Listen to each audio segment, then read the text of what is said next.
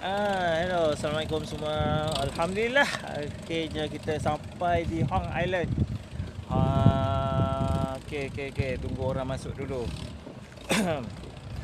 Baru je sampai destinasi utama di Hong Island di Krabi.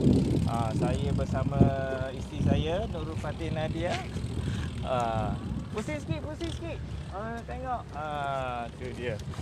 Okey, siapa yang masuk? Okey. Awak tengok live saya ke? Okey. Nak invite tak payahlah.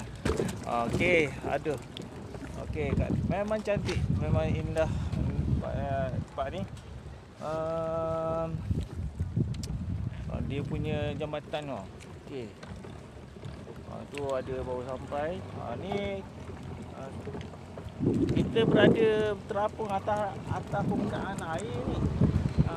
Kalau nak tahu, kita berada di atas permukaan air. Muhammad Amali, how are you? Kita baru saja sampai. Yeng, how are you, Yeng?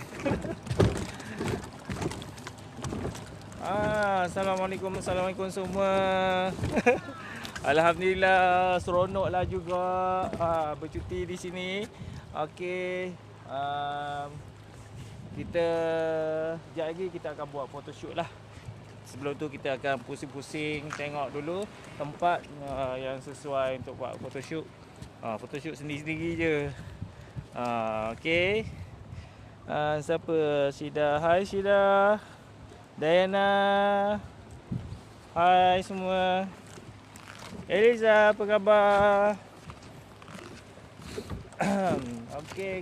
Anda boleh tengok. Memang cantik sekali lah.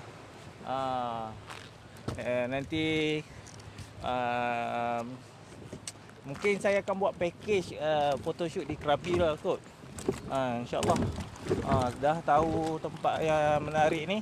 So kita akan adjust lah package siapa yang bercadang nak bercuti atau honeymoon.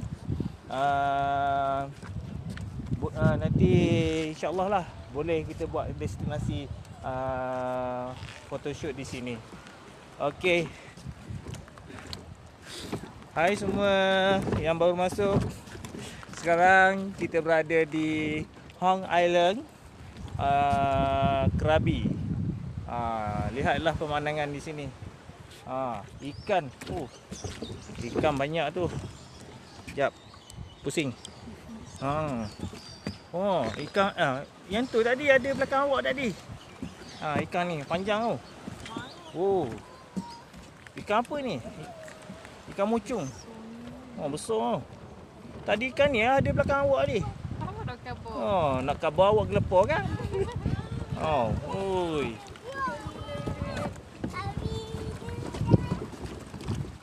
Cantik.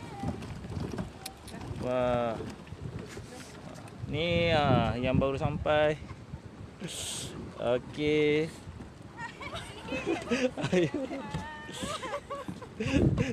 Kenapa kak? Alright. Okey. Kita pusing. Kita jalan dulu. Alright. Ikan.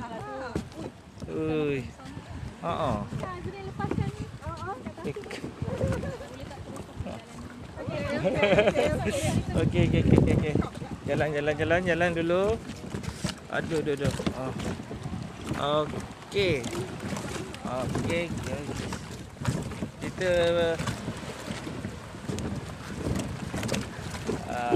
okeylah, kita sambung sebelah lah. Saya share sikit lagi lah. Apa ni? Kita nak pusing-pusing dulu. Alright. Hai. Cik Pupuk, how are you Cik Pupuk? Wah, cantik je. Tu tempat tadi. Kita berada di Hong. Kat mana tadi? Hong Island. Okey. Sekadar itu saja sharing saya hari ini. Nanti kita